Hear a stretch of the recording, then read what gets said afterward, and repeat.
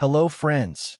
Ryan Williams says it was like a Nick Saban moment when Dodgers coach Dave Roberts spoke with the Alabama football team.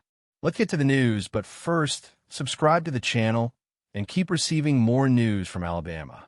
Become a channel member and get access to exclusive videos. Alabama is experiencing one of those moments where everything seems to align: talent, mentality, and purpose.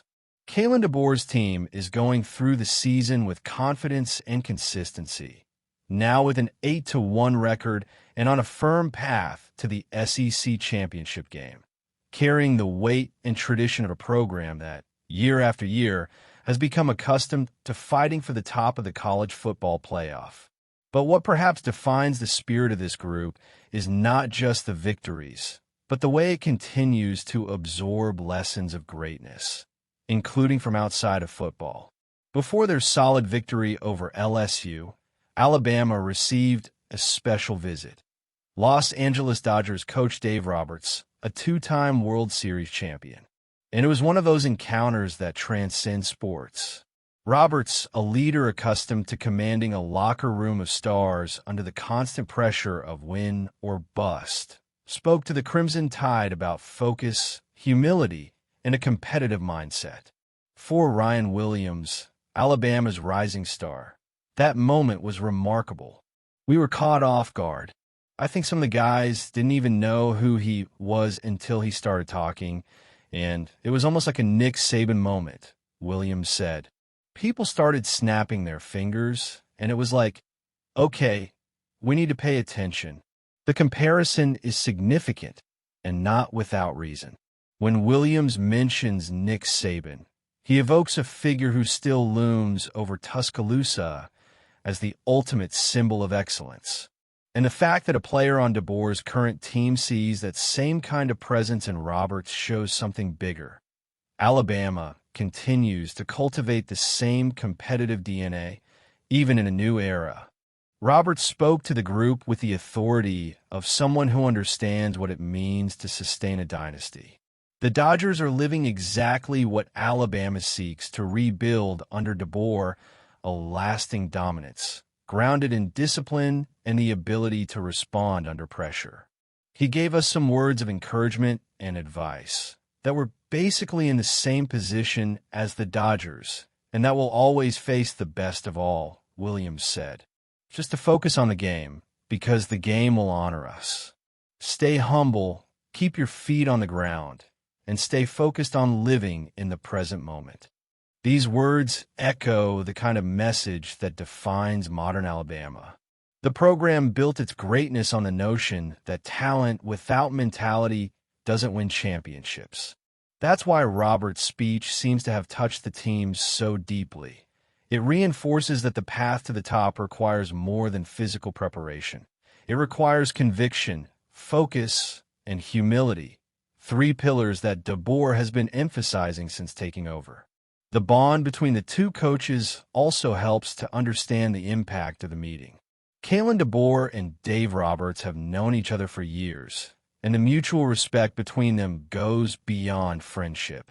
It's an exchange of leadership philosophies.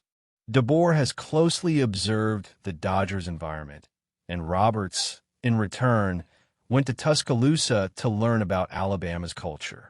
Both understand what it means to lead a group accustomed to the pressure of always winning, and both know that, in the end, the real difference lies in team mentality. Ryan Williams' Nick Saban moment wasn't just a nostalgic memory. It reflected that Alabama remains true to its essence, the constant pursuit of excellence, even when the spotlight seems to weigh heavily. With DeBoer, the Crimson Tide is showing that it has not only maintained its high standards, but also adapted them to a new generation. And when a player describes a baseball coach's speech as something worthy of Saban, it says a lot about what this team is building: respect, culture, and the unwavering belief that greatness is learned, transmitted, and renewed. The relationship between college sports and the modern challenges faced by athletes and institutions has gained a new chapter with recent statements by President Donald Trump. During his appearance on ESPN's The Pat McAfee Show, Trump not only reinforced his admiration for iconic coach Nick Saban, but also made a direct call to the former Alabama coach to lead discussions surrounding issues that have shaken the traditional model of college sports in the United States: the National League Index, NIL, and the transfer portal. Nick Saban, a central figure in the landscape of college football in recent decades, has been an active and often critical voice on how these new elements have impacted the balance of the system. On several occasions, he has warned about the potential risks for smaller programs and even for sports outside of football, which are already suffering from budget cuts. Trump's comment echoes this concern, bringing to the fore the idea that Saban could be a key player in the search for practical and sustainable solutions. Trump described Saban as a fantastic guy who understands college sports better than anyone. The close relationship between the two was previously evident when Saban visited the White House with his Alabama team after winning the national championship. This connection seems to have further solidified Trump's confidence in Saban as a figure capable of mediating the debate on emerging problems in the college sports landscape. The president did not hold back in his criticism of how the use of NIL, National Interim Lottery, and the transfer portal are transforming college sports. He highlighted that the increasing monetization of athletes, especially in American football and basketball, is placing unsustainable pressure on university athletic departments. Suddenly, you're going to have NFL-style payrolls, Trump said, emphasizing that not even the wealthiest universities could afford that level of compensation without compromising other areas. Furthermore, he warned of the impact of these changes on less popular sports, which have suffered significant cuts or even extinction in some cases. It was almost like a training ground for the Olympics, lamented Trump, referring to programs that served as a foundation for talent development in various sports. Saban, for his part, had already demonstrated a willingness to participate in this discussion. Earlier this year, his name was considered to lead Trump's commission on college sports. He even met with the president to discuss possible regulatory measures, including an executive order related to NIL payments. His experience as a high-level coach, combined with his strategic vision of the sports ecosystem, makes him a natural choice to lead initiatives in this regard. However, Saban's involvement in a project of this magnitude raises important questions.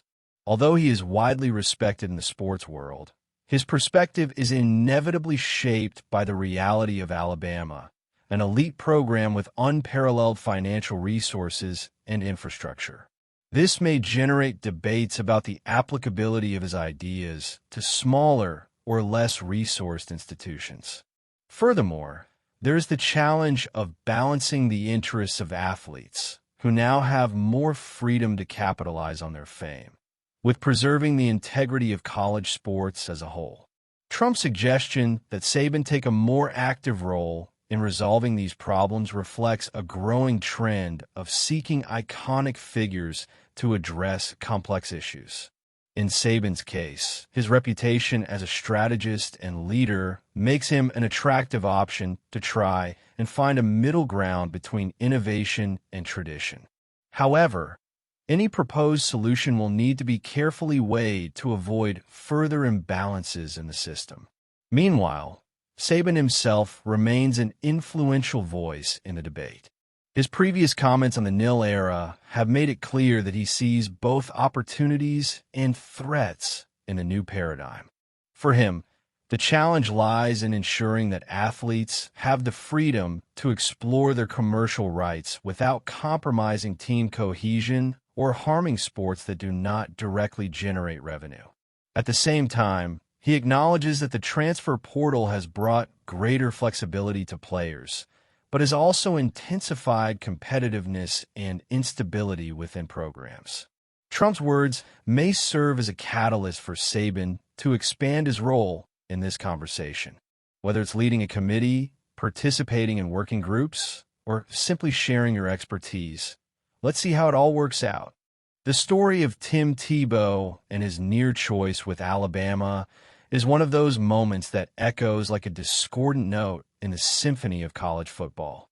It's a what-if that hangs over the Crimson Tide program, a whirlwind of possibilities that could have drastically altered the trajectory of both Tebow and the two institutions involved, Florida and Alabama. Tebow, a player who embodies the term destiny, was at a point in his life where every decision seemed more than just personal. It was historic. The image of Mike Shula spending hours at Tebow's house, trying to convince him to wear Alabama red, is emblematic not only of a coach's desperate effort to attract transformative talent, but also of the weight that falls on the shoulders of young athletes in the recruitment process. When Tebow said University of Florida live on ESPN, he not only sealed his fate as a Gator, he also closed the door to something that could have been monumental for Alabama. Tebow's anguish after the announcement, to the point of asking for a trash bag to vomit in the car with his mother, reveals the depth of the emotional conflict he carried. He wasn't just choosing between two teams or two coaches. He was opting for a narrative. And that narrative would inevitably hurt people. The bond he had built with Alabama's coaching staff and players was real, palpable. His decision was rational, but the emotions that accompanied it were chaotic, confused. It was a reminder that, even at the highest levels of sports, these moments are human above all else. But let's speculate, because it's impossible not to when dealing with such a fascinating scenario. If Tebow had chosen Alabama, what would the impact have been? Would Mike Shula have been able to keep his job beyond 2006? It's hard to say. We know that Alabama finished that season with a 6-7 record, far from the level required by a program of Crimson Tide's caliber. However, a quarterback of Tebow's caliber could have elevated the team to the point of making that year competitive enough to justify Shula's continued presence. Even so, Alabama's history suggests that if Shula had stayed, he would likely have faced even more pressure in the following years. The patience of Crimson Tide fans has always been limited, and the program rarely tolerates mediocrity. On the other hand, the arrival of Nick Saban in 2007 was the turning point that put Alabama at the top of the college football world. But what if Tebow had chosen Alabama? Would Saban still have come to Tuscaloosa? Or would he have followed another path, perhaps remaining in the NFL or accepting an offer from another university? These questions are uncomfortable for Alabama fans because they open the possibility that the dynasty under Saban, 6 national championships in 17 years, might never have happened in the way we know it. And what about Tebow himself? His career in Florida was legendary. He won the Heisman Trophy in 2007, led the Gators to 2 national titles, 2006 and 2008, and established himself as one of the most iconic quarterbacks in the history of the sport. But would he have achieved the same success at Alabama? Under Mike Shula's tutelage, perhaps the scenario would have been different. However, if Tebow had been recruited to play under Saban, a coach known for maximizing the potential of his players, it's possible he could have shown even brighter. Imagine Tebow leading Alabama's offense, with Saban shaping every detail of his performance. It would have been a perfect marriage of talent and discipline, of passion and strategy. However, the truth is that things worked out for everyone involved. Tebow had a brilliant career in Florida, solidifying his place in the program's history. Alabama, in turn, found its redemption with Saban, building a dynasty that continues to this day.